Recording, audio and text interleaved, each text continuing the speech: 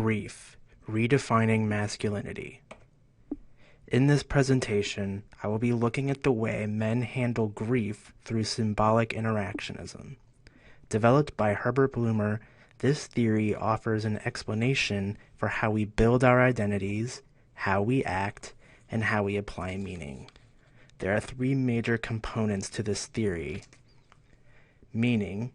Humans act toward people and things according to the meanings they have given those people and things. An example would be when somebody approaches you with a video camera. You see the video camera and recognize that you are being filmed. You just gave that person meaning. He might be a cameraman for a news station or a wandering tourist. Language gives us a means to communicate our meanings to each other. Oftentimes, it's the only way for us to know what another person is thinking. Thought modifies a person's interpretation of meaning. This is why we're all unique. We think differently from one another, and so interpret things differently. Charles Horton Cooley drew inspiration from Blumer's work and came up with the looking glass self. This offers the idea that people attempt to form their identities based upon their interactions with those around them. For example, when my grandmother thinks of me, she most likely thinks of a kind boy, sweet and innocent. Whether or not I am those things is aside from the point, but when I'm around my grandma, I had better act that way. If more people than just my grandma think that way of me, then I'll most likely internalize those characteristics. If people see me as kind-hearted, I'd describe myself as kind-hearted. Through use of the generalized other, I will mold my behavior based on how others think I should act. Sometimes the looking glass self isn't so nice. Oftentimes it is a source of stress or proves to be a barrier.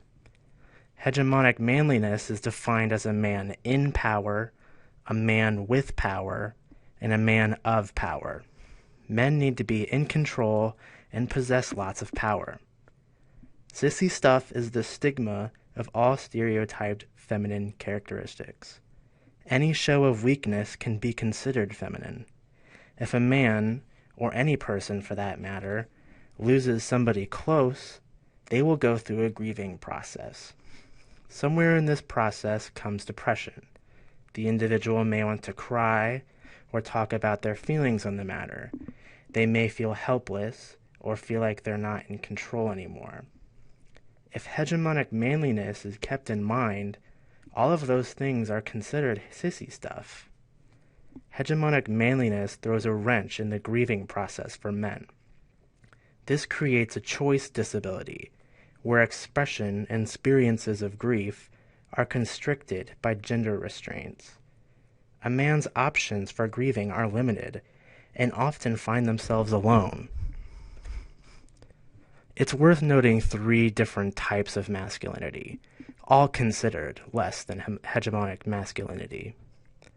Subordinate masculinity is when a man lacks authority or is associated with weakness and feminine characteristics.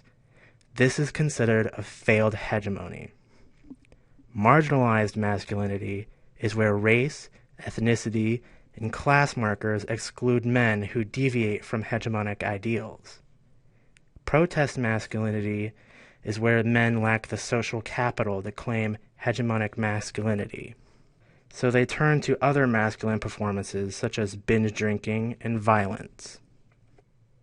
This brings us to the first of the three major themes underpinning the male sex role. Give 'em hell. Those men who are best described under this theme live life according to protest masculinity. In an attempt to gain hegemonic manliness, these men will commit to daring feats of strength and act violently and aggressively, picking fights to prove themselves. In some groups, this behavior is valorized. People see this as normal for men, saying things like, "Boys will be boys."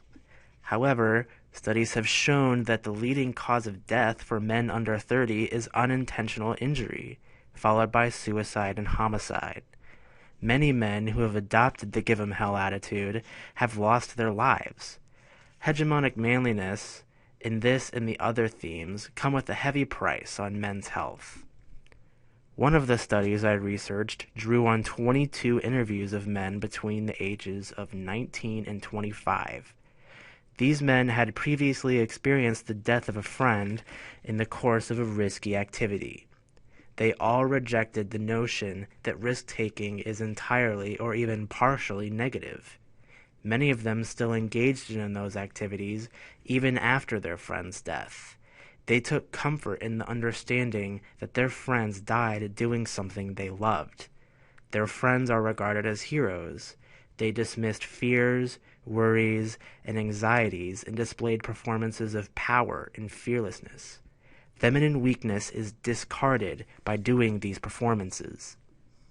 Thomas, whose friend died 7 years before the interview, had this to say: "Within the circle of friends that I have, whenever we hear of a death, we'd always, understand it and go, hey, the dude was doing something he loved. And that was the respect that we always feel. That's that." Participants even rejected other masculine roles, such as being a breadwinner for a family and other responsibilities. They felt exempt from these, devoting themselves completely to hypermasculine roles. Extra emphasis was placed on living for the moment, and that is a recurring theme among all of the participants. The second theme is called the sturdy oak. Sturdy oaks must be tough, resilient, self-reliant, and confident. They are expected to remain control and calm in any situation, showing no emotion or weakness. Experiencing grief over the loss of a loved one throws sturdy oak characteristics into chaos. Men find themselves stuck between this image of what society expects them to be and the feelings that directly contradict those ideals. The result is many of them feel lost or confused. Very few help and support groups exist for grieving and bereaved men, resulting in them hiding or burying their feelings. Without going through the grieving process, men are likely to develop chronic grief and depression. One study I looked at covered pregnancy loss from the male perspective. It finds that the impact of stillbirth on fathers has been widely overlooked by medical professionals in the wider community. Instead, the fathers have been expected to remain emotionally strong to support their partners. Part of this expectation comes from the assumption that fathers only gain attachment after birth, since they are not physically carrying the child. However, this isn't true. Ultrasound scans have allowed fathers to occupy a similar position as their partners in knowing the baby. Some reported that they formed visions of parenthood and grew integral attachment to their babies. Most of the time, the father is the first to see the child after it's born. In the case of a stillbirth, the hospital staff does not handle this situation with the care and hospitality that is expected of them. For example, Connor gives his account of when he lost his child due to stillbirth.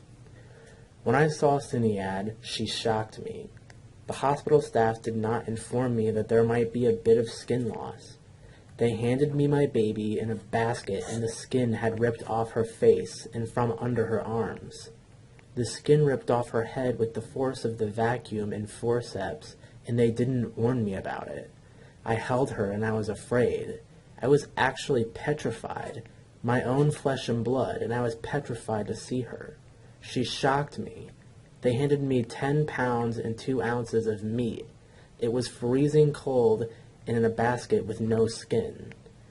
Now, when I was reading that at first, my first reaction was just like, wow, what? I just can't even imagine holding my own baby with no skin on it, and nobody warned me. They handled it so poorly. And then he goes on to say that he was just pushed aside and showed little support, like no support in that situation. The study interviewed midwives as well. They said that they had felt they addressed the father's needs by providing a bed, allowing the father to stay and support his wife. One of the midwives that they interviewed said, "I'm sure we don't really focus on men at all.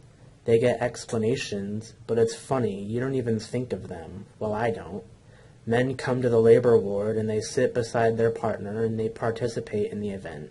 But nobody really ever thinks to say, 'Are you all right?' Unless you look at them and they're pale and you think they might fall over and get away."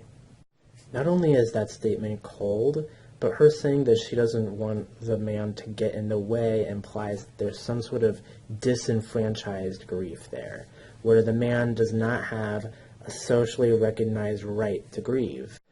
This disenfranchised right to grieve and traditional male sex roles prove to be a barrier to emotional intimacy for men. The third theme is the big wheel. It is best described as the need for success, the need to obtain high status, and the need to be looked up to. After the death of their friend, some men felt the responsibility to take care of those related to the victim. They adopted this virtuous mentality where they were loyal and protective of the family of the deceased. The father figure shares many characteristics of the sturdy oak, but extends those characteristics in dealing with others. They would vehemently deny victim blaming. If somebody called their deceased friend reckless, they would deny that accusation, ensuring that the life of their friend was honored and protected. Some of the men who shared in a substance abuse or risk-taking lifestyle stopped what they were doing when their friend died. It inspired a lifestyle change, and they wanted to be a role model for helping other men to embrace similar changes. They saw the light and are now wanting to light the way for others, hence the name Lamplighter. They wanted to be visible for all young men to see and learn from. A recurring theme that I began to notice while reading all of the interviewees' stories was the idea that hegemonic masculinity was not working for them. Under Give 'em Hell, many of them, to hide their grief or their insecurities or their weakness, they turned to even more masculine power play performances to make up for those weaknesses. The men who lost their children had trouble coping with the fact that they lost their children and the traumatic experiences that they had to deal with on their own. The father figures and the lamplighters took what they experienced and they decided to help people with it and help people overcome similar experiences that they may have faced in their lives.